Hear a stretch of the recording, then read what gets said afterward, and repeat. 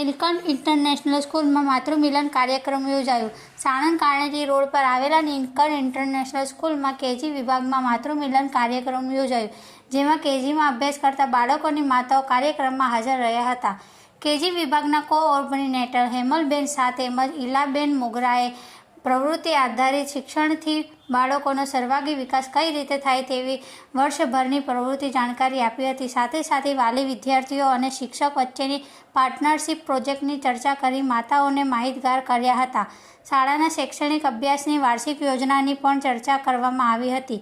શાળાના પ્રધાનાચાર્ય ડૉક્ટર મનીષ દેત્રોજીએ બાળકને એ કુદરતી અનોખી ભેટ છે. બાળકોના સ્વભાવ તથા કેવું વાતાવરણનું નિર્માણ કરવું જે NEP મુજબ બાળકોના ચરિત્ર નિર્માણ અને વ્યક્તિત્વના સમગ્ર વિકાસ હેતુ માર્ગદર્શન આપ્યું હતું.